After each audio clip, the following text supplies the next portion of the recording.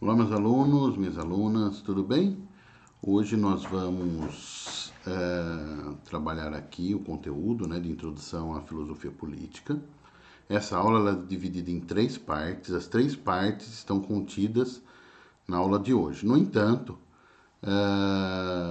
para finalidade pedagógica, no decorrer das nossas aulas, eu trato esses temas separadamente, um em uma aula, outro em outra e outro em outra, para que esse tema seja amplamente debatido e com a participação dos alunos. Mas, para facilitar aqui no vídeo, eu estou colocando todas as três partes juntas e separando, escrevendo parte 1, parte 2 e parte 3, para que vocês possam entender que esse momento é um momento de separação de um conteúdo com outro, ok? Então vamos lá? Bom, então a primeira parte da aula de hoje nós vamos tratar sobre o Estado moderno, política e cidadania. Então essa é a primeira parte que seria considerada como se fosse uma aula, tá? Então vamos lá. Começando aqui então nessa nossa aula, só para entender um pouquinho do Estado moderno, o Estado que nós temos hoje, aqui trazendo um pouquinho da questão histórica, né? Historicamente, após aí a Idade Média, que a gente começa a ter o Estado moderno, entendido com soberania e todas essas realidades, né? Então, no final da Idade Média, na Baixa Idade Média, lá no século XI, iniciou-se as Cruzadas, né? A cruzada, no que nos interessa aqui, gerou um canal de comércio entre os países do Oriente e o do Ocidente, né?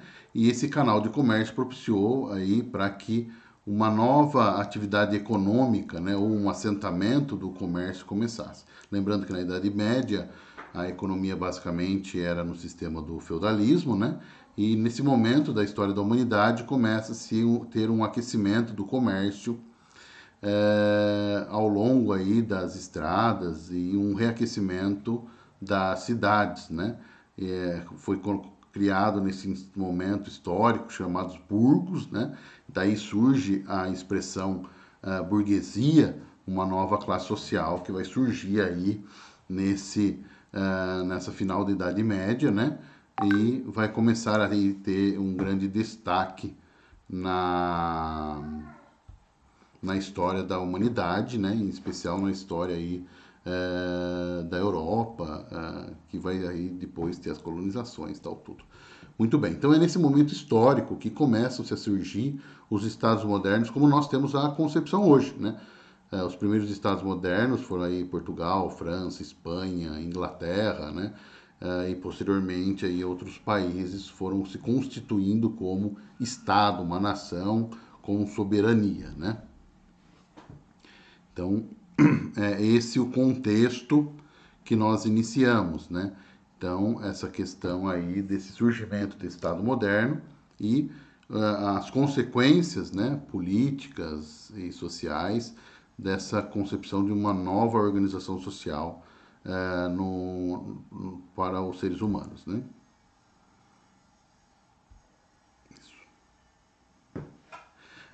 A burguesia começa, o interesse da burguesia começam a ser acentuados, né? A burguesia começa a ser a detentora aí da, do poder econômico nesse contexto aí do final da Idade Média, início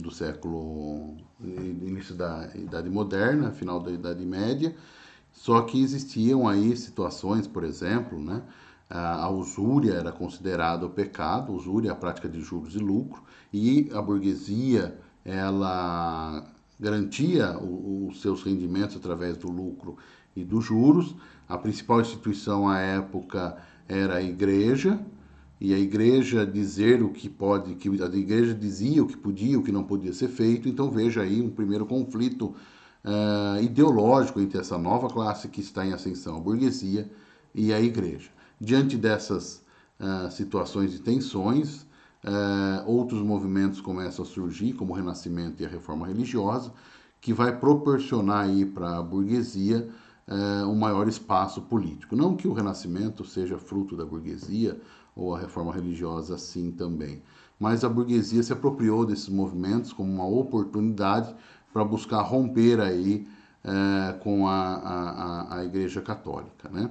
Então a burguesia ela começa então a ter destaque, né, no poder político e para fazer frente ao poder da Igreja Católica ela precisava criar uma instituição tão forte quanto a Igreja, que a Igreja na época, aí no final da Idade Média, é a principal instituição, né? A maior instituição existente. Então a burguesia passa a financiar as monarquias para que elas se organizassem num Estado moderno, né? Onde foi aí, vamos colocar assim, consumado o absolutismo, né? Os primeiros estados modernos vieram na figura de uma monarquia absolutista, onde o rei que detinha o poder político, né? Esse político anteriormente, na Idade Média, ao longo da Idade Média, estava na mão da igreja, né? Então veja, aqui é um rompimento de, de fase, né? E nesse rompimento de fase que surge aí esse Estado moderno no qual nós vamos estudar na aula de hoje. E aí, com isso, né, no início da Idade Moderna, vão surgir várias teorias políticas. Maquiavel, Thomas Hobbes, Locke, Rousseau, Voltaire, e aí a gente poderia ir no Montesquieu, vários pensadores políticos que vão pensar uma forma de Estado ideal, né? Como eu falei, na Idade Média, quem dizia como era o poder político era a igreja, com a ausência aí, vamos colocar assim, da influência de Deus para pensar a organização política, os seres humanos começaram a pensar as maneiras de se organizar esse Estado moderno que surge, né? Então, por isso que nós vamos ter nesse período uma vasta produção intelectual sobre a concepção de como organizar aí o Estado moderno que surge aí no início da Idade Moderna, no final da Idade Média. Mas para entender essa noção de Estado, para entender esse período da história da humanidade, nós temos que atentar a duas expressões: o que é política e o que é quem é cidadão, né? O que é ser cidadão. Muitas vezes, principalmente a expressão cidadão, ela vem praticada de forma não filosófica, de forma não dentro da filosofia política, como que é. Tudo é um ato de não jogar papel no chão é cidadania, todo mundo é cidadão. Não, não é todo mundo cidadão, a gente precisa ter essa concepção. Se para ser cidadão tem seus requisitos, né? Então, quando se fala em cidadania, se requer algumas características, né? Que não é um mero ato de jogar a cidadania, não é um mero ato de não jogar papel no chão ou respeitar o próximo. Tudo isso se espera do cidadão, mas não é isso que faz a pessoa ser cidadão ou não, né? Então vamos entender. E a política, precisamos vencer esse preconceito da palavra política. Falar política já se envolver aí uma questão moral eminente, só a discussão fica aí nesse torno da corrupção, nisso e aquilo outro que tanto assola alguns homens públicos do nosso período contemporâneo. Mas vamos romper aí e entender um pouquinho o que é política, né? Primeiro, política é um fenômeno social. O que significa quando eu falo um fenômeno social? Quando a gente entende a palavra fenômeno, a gente entende por que a política é um fenômeno social. Fenômeno significa vamos pensar assim, né, resumidamente, é a manifestação da essência. Quando se fala em que o fenômeno é uma manifestação da essência, e quando eu falo que a política é um fenômeno social, eu estou dizendo que a essência do fenômeno social, né, a essência da política, desculpa, é justamente a sociedade. Quando eu falo que a política é um fenômeno social, eu estou falando que o fenômeno é a manifestação da sociedade, tá? Então essa manifestação é como se a sociedade fosse a essência e a política a manifestação, é o fenômeno. Então quando eu coloco é um fenômeno social, eu estou querendo dizer que a política é uma manifestação social, né? Como eu falei em algumas outras aulas, nós vivemos em sociedade, né? E como sociedade nós temos que organizar essa sociedade. E aí entra essa questão da palavra política, né? Então, primeiro entendimento de política nós temos que ter que só existe política onde existe sociedade. Sem sociedade não existe política. Então, política é um fenômeno social.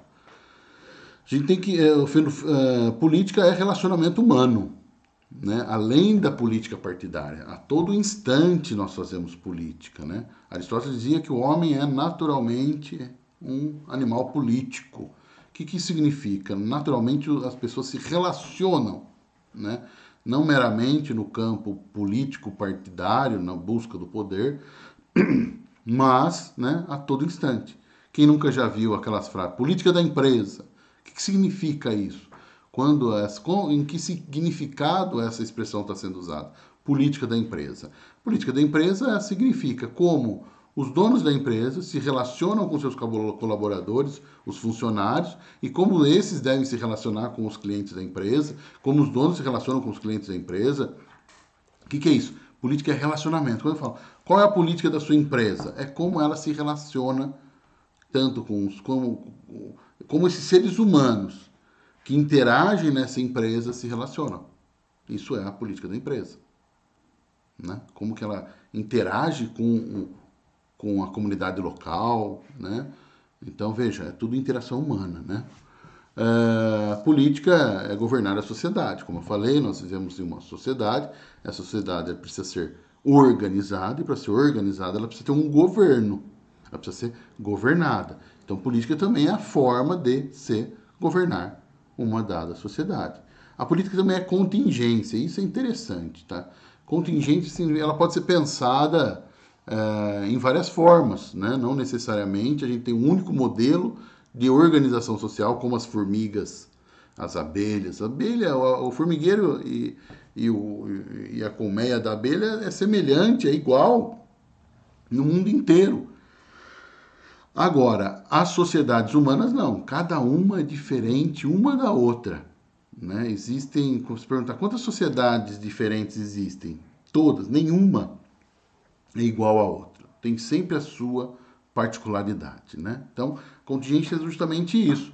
Há várias maneiras de se pensar a organização social, né? No campo contingência, no que tange ao significado do que é política, né? E política também é escolha, né? Eu tenho uma definição interessante: política é a gestão da escassez, né? Que nós vamos tratar esses dois assuntos de uma vez. O que é a gestão da escassez? Não tem para todo mundo, a todo momento, no momento que se deseja. A satisfação humana não pode ser feita imediatamente. Uma vez que não dá para satisfazer todas as pessoas ao mesmo tempo, é necessário se criar políticas para gerir quem vai ter aquilo e quem não vai ter. Então, quando se fala que política é a gestão da escassez, é a gestão da satisfação humana. Quem vai ser satisfeito nesse momento, uma vez que não dá para satisfazer todo mundo ao mesmo tempo, né? Não dá para se desejar e aquilo se concretizar imediatamente no que tange à sociedade. Um exemplo, é a questão do Enem. Para que serve o Enem? O Enem serve justamente para fazer a gestão da escassez. Uma vez que não tem vaga nas universidades públicas para todo mundo, o que nós vamos ter é justamente dizer quem vai e quem não vai para a universidade pública. Então, o Enem é uma política pública para fazer a gestão das vagas que nós temos à disposição da população. Fazer a gestão da escassez. Se tivesse vaga nas universidades públicas para todo mundo, não precisaria do Enem. Né? E nesse sentido, uma vez que ela é escassa, que política é a gestão da escassez, ela requer escolhas. Né? Muitas vezes você vê aí em planos de governo de pessoas que têm a pretensão de ser prefeito, governador ou presidente da república: a minha prioridade é educação. O que significa quando a pessoa fala que a prioridade daquele político é a educação? Significa que, dentre todas as realidades na sociedade, o que é mais importante é a educação, a escolha. Né? O orçamento de uma cidade, de um estado, de um município, ele é limitado. Não dá para fazer tudo. Então ele vai ter que escolher o que deve ser feito e o que não deve, o que não dá para fazer. É lógico que o prefeito, o governador, o presidente quer fazer tudo, mas não dá para fazer tudo. Diante da escassez, ele precisa escolher o que é prioridade e o que não é. Por exemplo, no período de pandemia, a prioridade está na saúde, né? Em momentos, vamos dizer assim, né, como diria o Ronaldo, né, não se faz Copa do Mundo com hospital, né, um erro histórico que nós vamos amargar, na minha opinião, tá? É um erro histórico a Copa do Mundo, porque hoje nós percebemos que era melhor ter hospital do que estádio, mas para ter uma Copa do Mundo, realmente, não se faz com estádio. E naquele momento da história do Brasil, acreditou-se que o mais importante era a Copa do Mundo. E se construiu estádios. Então vejam, política é escolha. O gestor público a todo instante escolhe o que é mais valoroso em detrimento de outro. E agora a questão do cidadão, né? Para ser cidadão, você tem que ter basicamente 3 direitos.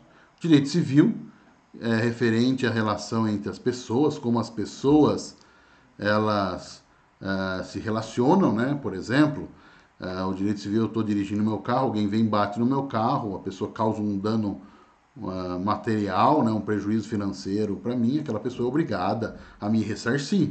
Onde diz isso? Está lá nas relações de direito civil. Né? Quem causar dano a outro é obrigado a ressarcir aquele que sofreu o dano. Então veja, direito civil então são a relação entre as pessoas, né? Então nós, para ser cidadão, você tem que ter direitos civis. Uma outra situação é o direito social. O que é o direito social? Direito à educação, direito a saneamento básico, ao lazer, ao trabalho, tudo isso é direito social. E é a relação do indivíduo com o Estado. Né? O Estado garante esses direitos. Então, esse relacionamento entre o indivíduo e o Estado. E os direitos políticos? Os direitos políticos é justamente dizer quem pode e quem não pode votar, quem pode e quem não pode ser votado. Né? Quem tem direito à participação política. Né? Quem pode ser o gestor do que é público. Então veja, e nesse último, no direito político, é onde crava a cidadania. É nesse instante que se tem o verdadeiro significado da cidadania. Cidadania é participação política. Se você não pode participar, você não é cidadão. Esse é o instante que se consuma a pessoa como cidadão. Quando ela ganha os direitos políticos, ela pode se entender como cidadão de uma nação. Porque ela tem os direitos políticos, ela pode participar politicamente, ela pode ser objeto de ter candidaturas aos cargos eletivos, pode ser votado, né, pode votar. Então, a participação política está justamente nos direitos políticos. Então, para ser cidadão tem que ter direitos políticos. Então, vamos imaginar. Um adolescente de 15 anos não é cidadão. Por quê? Só começa a adquirir direitos políticos a partir dos 16. Então, quem tem 15 anos ou menos, vamos pensar assim, não é cidadão. É o quê? É um nacional, é uma pessoa nascida naquele Brasil com direitos civis e direitos sociais.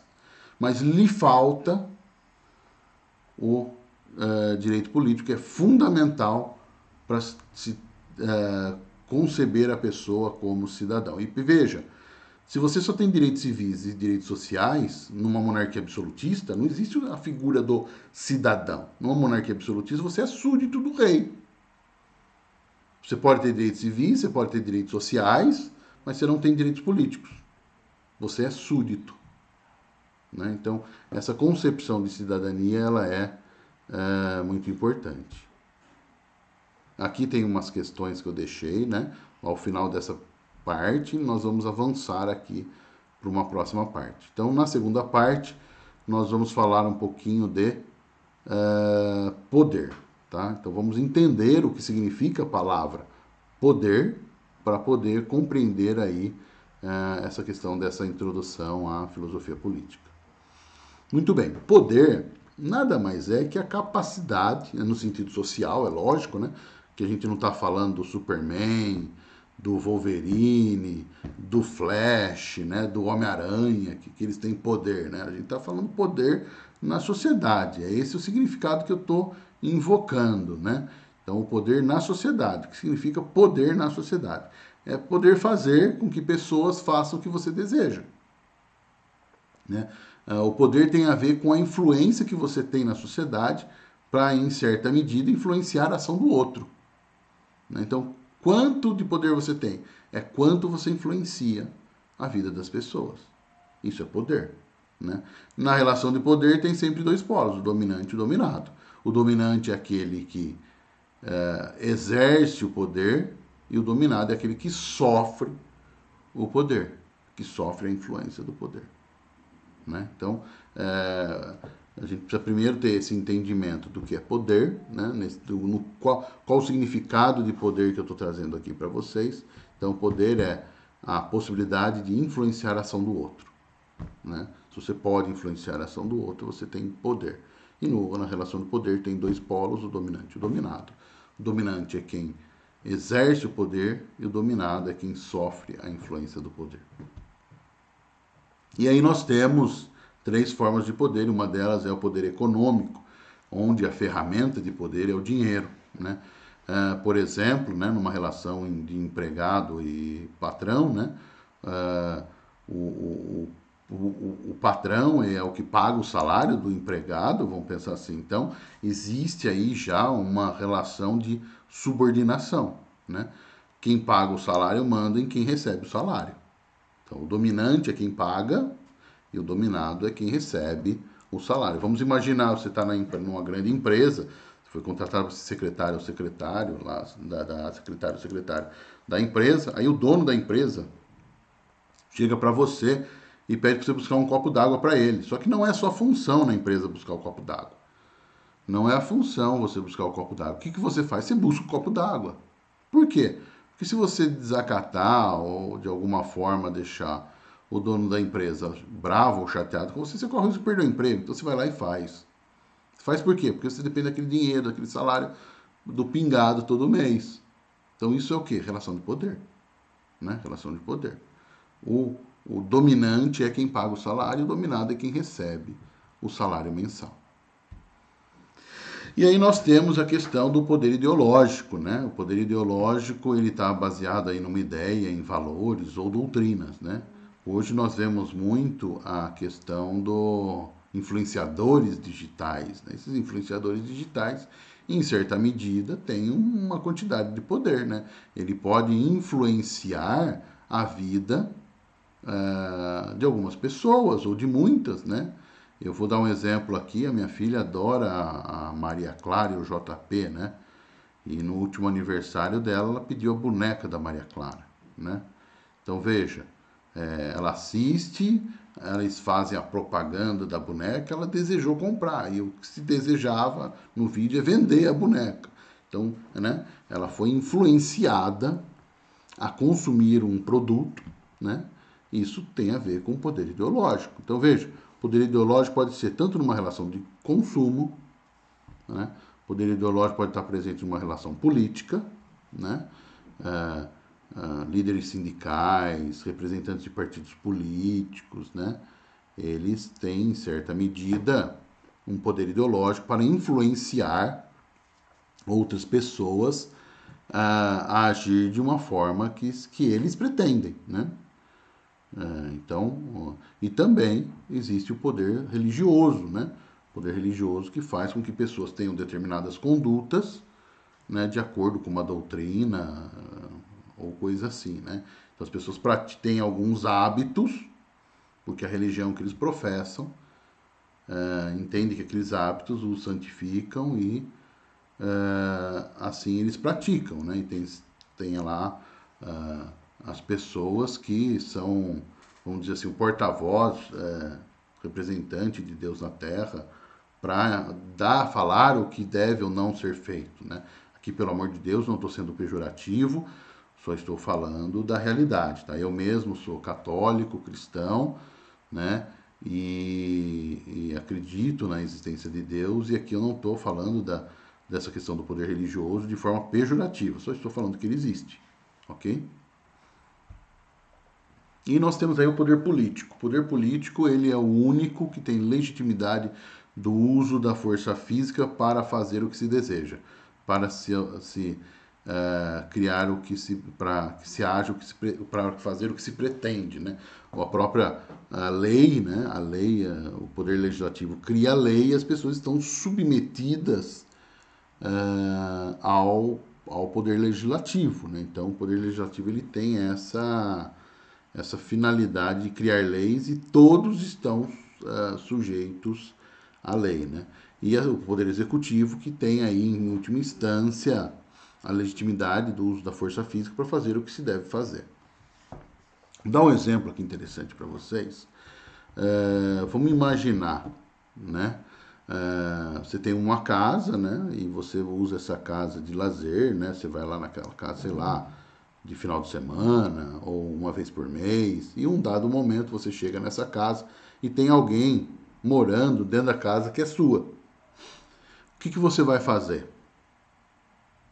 Você vai pegar uma arma e tirar essa pessoa a bala? Não, você não vai fazer isso, porque você não tem o direito de usar a força física contra outro, mesmo que for para resguardar um direito seu.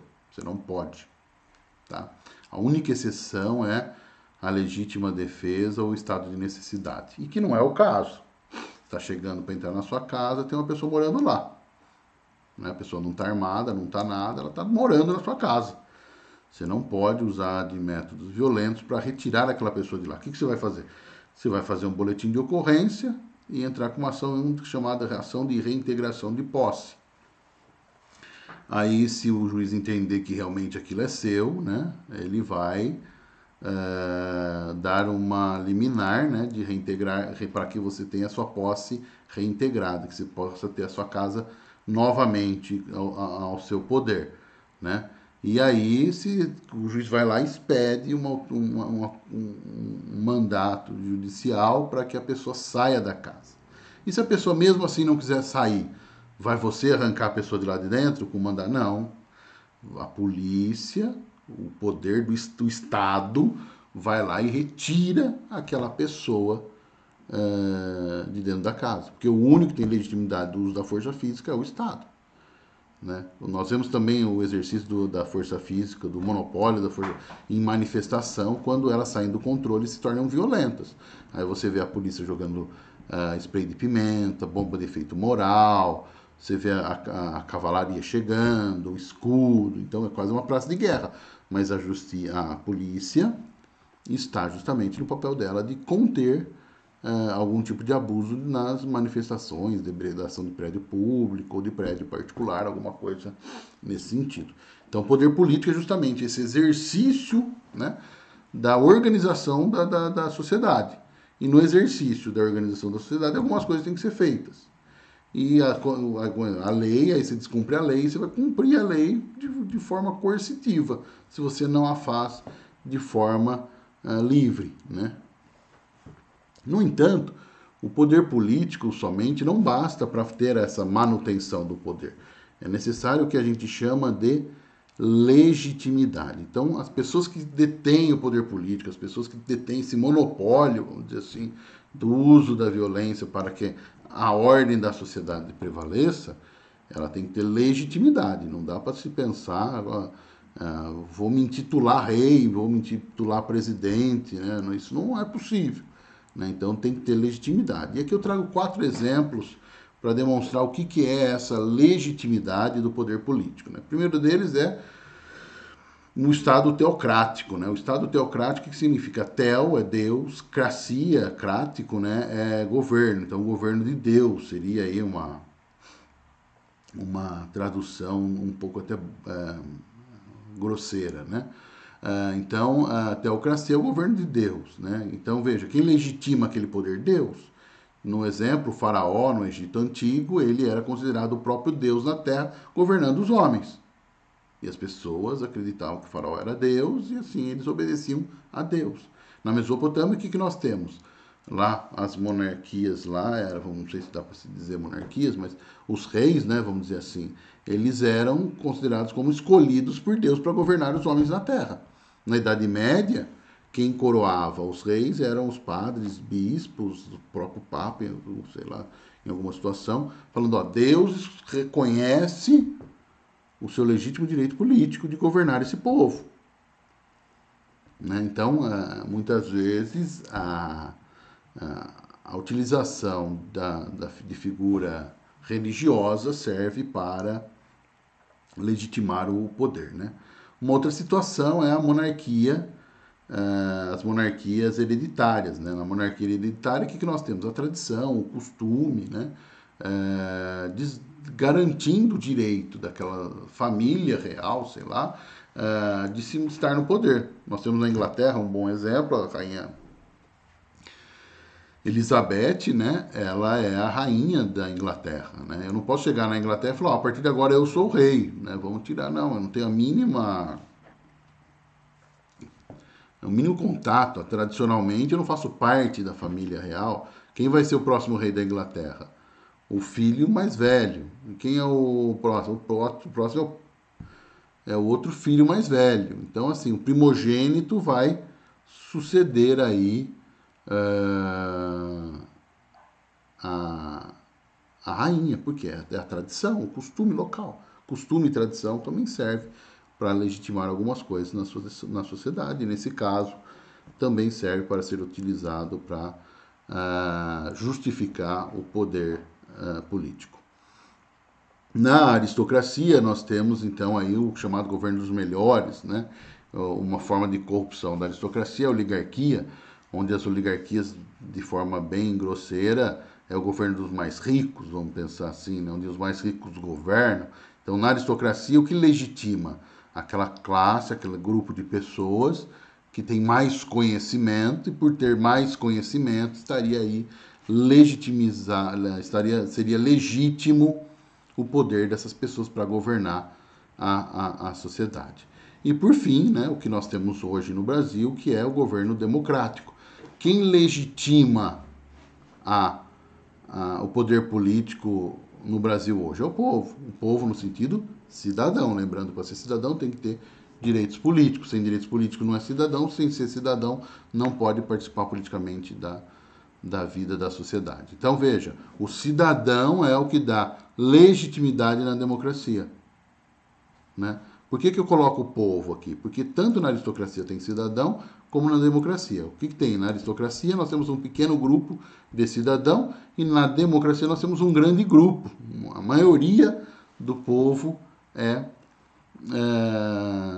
cidadão. Então, na democracia, o governo está legitimado pela vontade popular, vamos dizer assim, né? Hoje nós temos aí o presidente da República, ele é presidente por quê? Porque o povo assim decidiu. E é legítimo que ele seja. O governador do estado é governador por quê? Porque o povo assim o escolheu e é legítimo. Os prefeitos das cidades é prefeito por quê? Porque assim foi escolhido para ser prefeito da cidade. Em especial, eu sou vereador da cidade aqui de São Carlos. Por que eu sou vereador da cidade de São Carlos? Porque eu fui escolhido para tal finalidade pela população de São Carlos. Então veja, tudo isso é a forma que se legitima o poder na democracia. E aí a gente entra na terceira e última parte, que é a questão da organização do Estado, né? Então nós podemos ter um Estado, e aqui mais uma teoria geral do Estado, né? O Estado ele pode ser unitário ou federado. No Estado unitário nós temos uma administração central, forte, né? E todo o território nacional sofre uma influência muito grande do chefe maior, né? O chefe maior da nação. Num Estado federado, nós temos subdivisões com autonomia, né? Para uma melhor compreensão, o Brasil é um Estado federado. Nós temos aí os estados, né? Que é o Estado de São Paulo, Minas Gerais, Espírito Santo, Rio de Janeiro. Então, esses são estados que têm autonomia, né? São subdivisões do Brasil. E nos estados nós temos subdivisões dos estados, que são os municípios. Tanto os municípios como os estados têm autonomia junto ao poder do governo federal. Então, os estados federados eles têm essas subdivisões de poderes que têm autonomia e independência frente ao governo central. Quando o Estado é unitário, essa autonomia das subdivisões não existe. Aí nós temos também a forma de governo, né? Nós podemos ter monarquia, república ou ausência de governo, que seria anarquia. Anarquia é a ausência do Estado. Não tem o Estado, né? Então nós temos anarquia. Anarquia não é bagunça, né? Anarquia é a mera ausência do Estado e vamos começar então falando pela anarquia. Eu entendo que a anarquia só é possível em duas situações: ou numa sociedade altamente evoluída, onde ela tem a clara concepção que o interesse coletivo deve sempre estar acima do interesse privado e assim, sem o poder coercitivo do Estado, essa sociedade consegue se organizar, ou na beira do Armagedon, onde uma catástrofe mundial, uma catástrofe local, sei lá, né?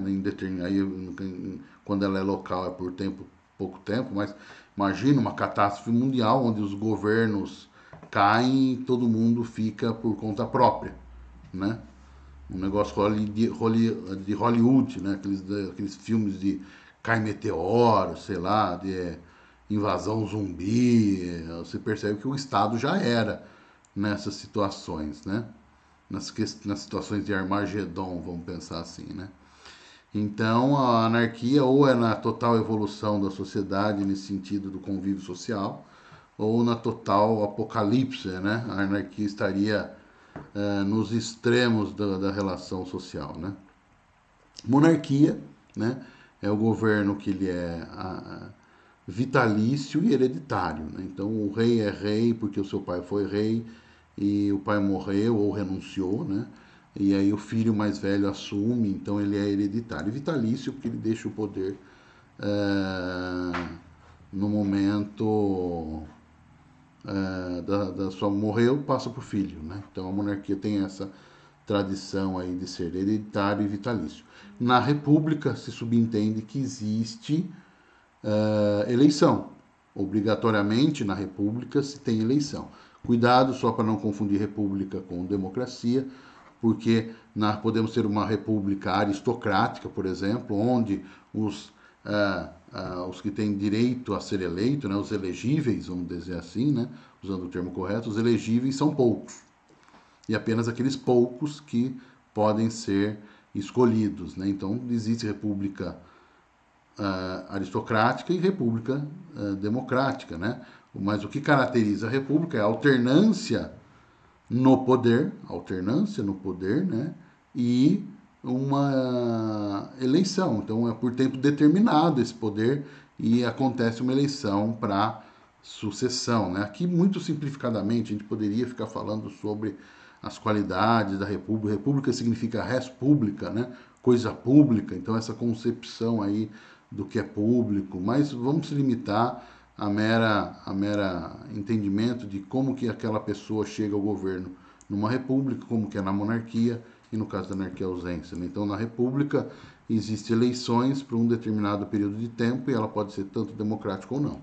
Né? O que caracteriza é que ocorra a eleição e a alternância do poder.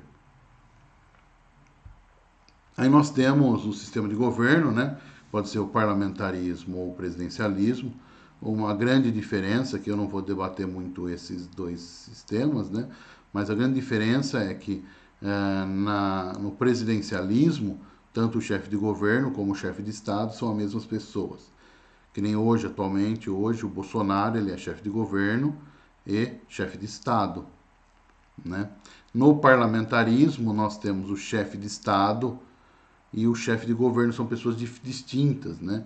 O chefe de governo normalmente é quem governa, né? O chefe de governo governa, é quem administra o país. Normalmente é o primeiro-ministro, chanceler, premier, aí depende do país, esse chefe de governo, ele tem um nome. E o chefe de Estado é o rei, num presidencialismo parlamentarista seria o presidente, mas não é o presidente que governa, né? Então é interessante. Então veja, a Inglaterra é uma monarquia parlamentarista. A chefe de Estado é a Rainha Elizabeth e o chefe de governo é o primeiro-ministro inglês. Né? Então veja, aí existe uma separação. Né? Quem elege o chefe de governo no parlamentarismo é o parlamento, por isso parlamentarismo. Então o parlamento é eleito numa democracia, né? O parlamento é eleito pelos cidadãos, né? E os que foram escolhidos pelos cidadãos escolhem quem é o chefe de governo, isso de forma de linha geral, né?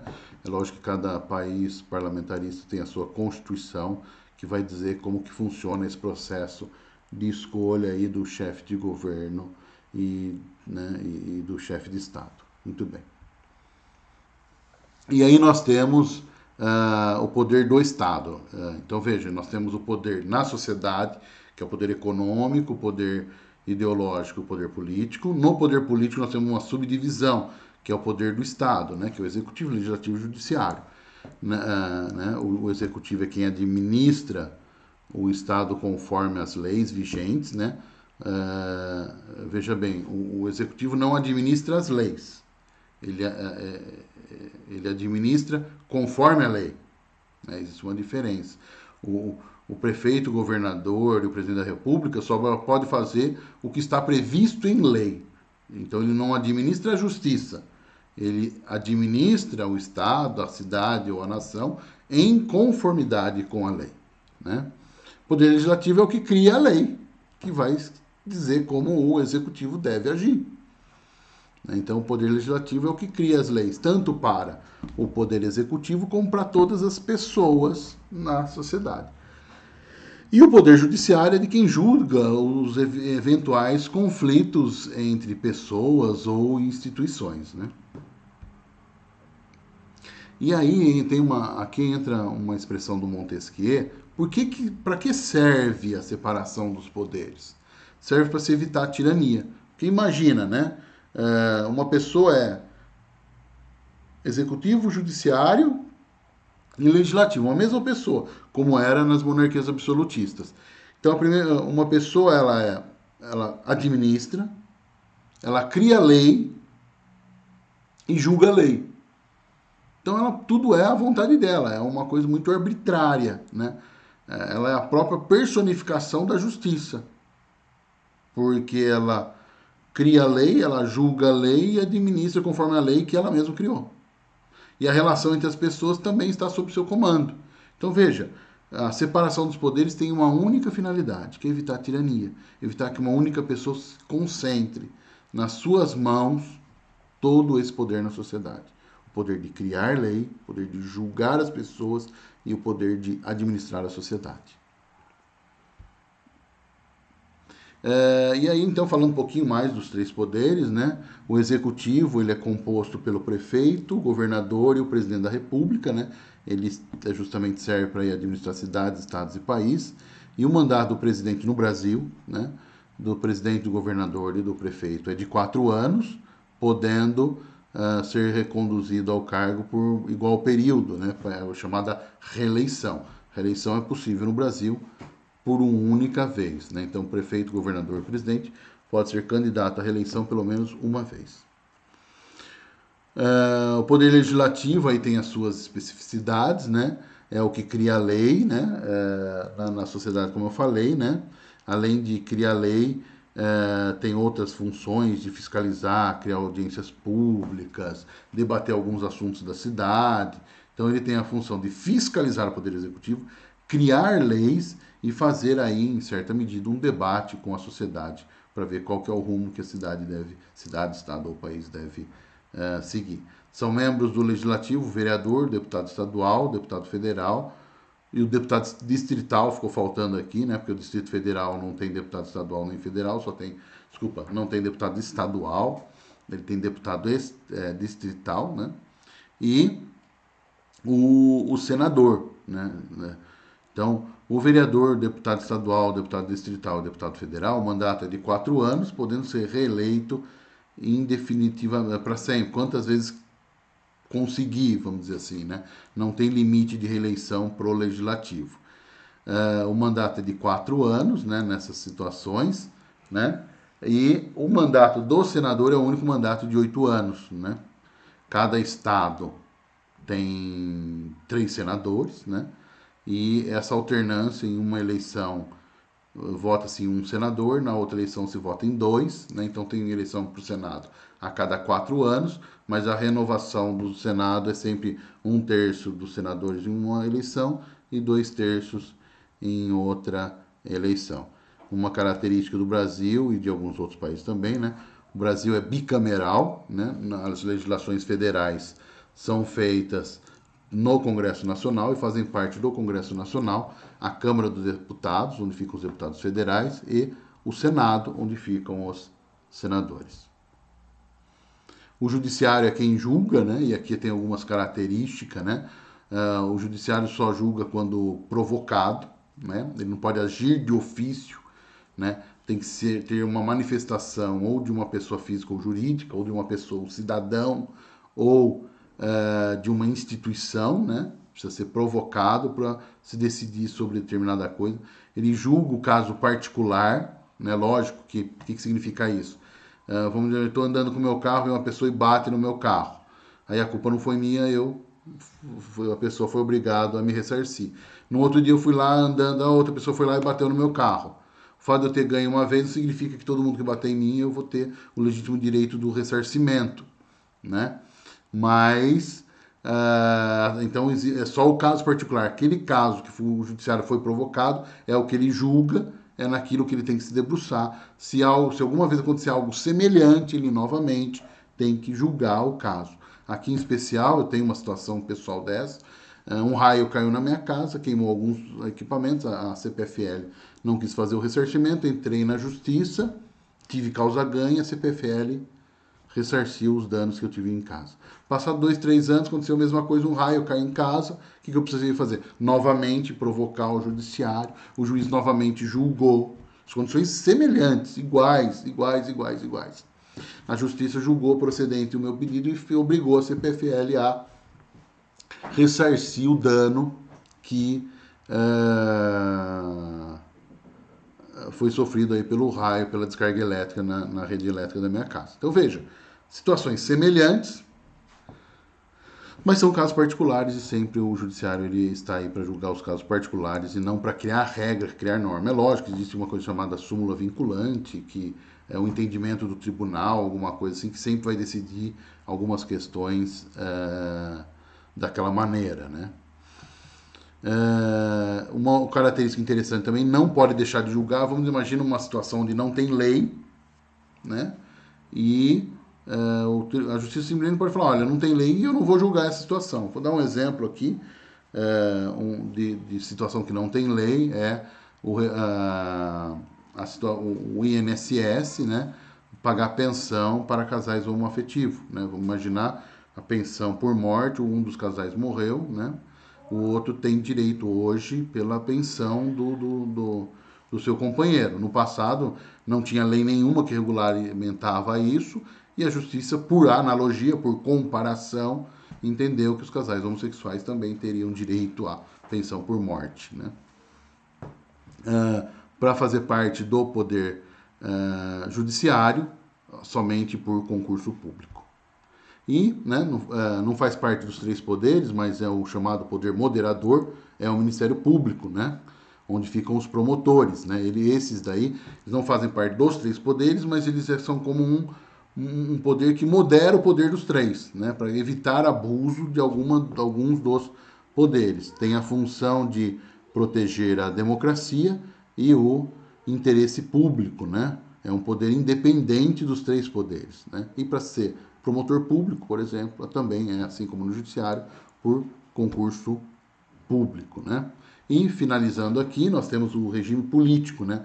Que é a forma com que se relaciona o povo com o governo, né? Então nós temos democracia, onde a grande maioria é cidadão.